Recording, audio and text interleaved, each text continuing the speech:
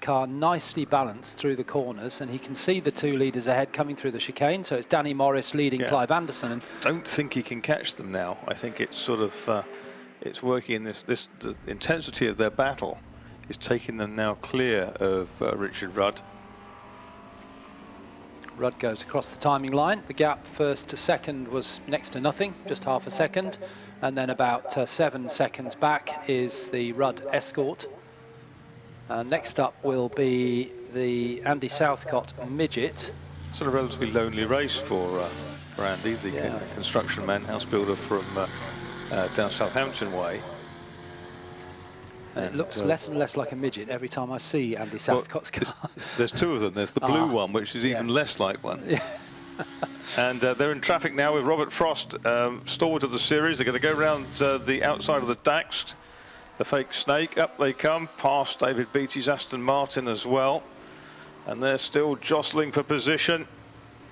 And here is Richard Rudd, Ricky Rudd, who did 900 and something NASCAR races in his time. And he's a force to be reckoned with, but retired from that now. Leaders coming down into the chicane. It's very, very tight. And they're not far away from lapping Tom Carey with 3.5 minutes to go. Gap between them is 0.433. Well, not anymore, because Clive Anderson has taken the lead going into Redgate. He just put the power on coming out of the chicane and really charged past Danny Morris.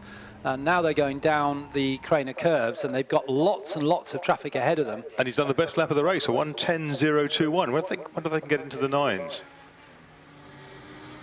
Down into the old hairpin. Now it's Clive Anderson that leads Danny Morris, with the Triumph just behind them, and then Richard Rudd next up in the orange Escort. Yes, he's slackened his pace a little bit, but he knows that he must be pretty safe.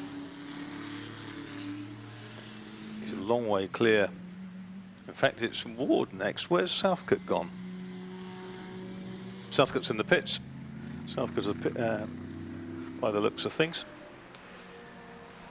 Yes, Southcott in the pits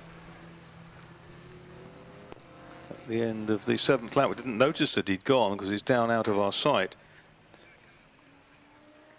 So they're coming up now to lap Tom Carey, who's been in the pits, of course, with the Honda CRX, running his spare BDA engine rather than the 2-litre BDG that was damaged at Thruxton. So through go the leaders. There's 1.6 seconds between them.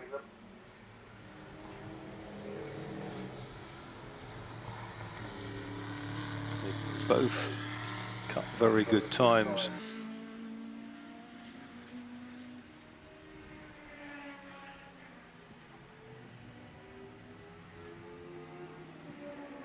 Well, 13.288 is Danny's time, but I'm going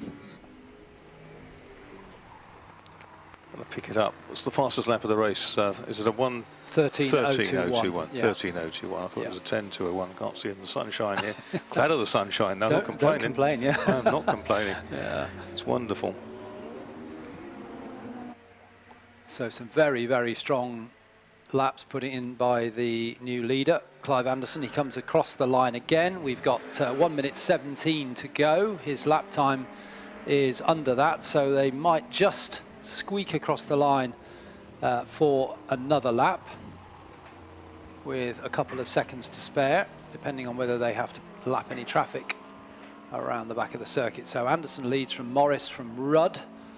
Rudd at 9.6 seconds behind Morris. So he, as you say, he's slackened his pace off slightly, but still drifting that car through the corners. It's lovely to watch. He's got that really nicely balanced. And then next up should be Joe Ward in Baby Bertha, the Vauxhall Firenze based car built by Bill Blydenstein in period. And if you're wondering whether there was a big Bertha, there was. It was a Vauxhall Ventura, but and it was big, but unfortunately Jerry lost it coming down into Woodcote Corner at Silverstone, and the car was I believe it was destroyed at the It time, was but it's absolutely reappeared, trashed. hasn't it? But no, the other one, the later one they were building, the sort of Mega Bertha, Oh, that's right, reappeared. yeah. That was absolutely finished. And they said at the time that one of the brake pads fell out of it, and so there were no brakes when he came down towards the end of the lap. And Jerry lucky to step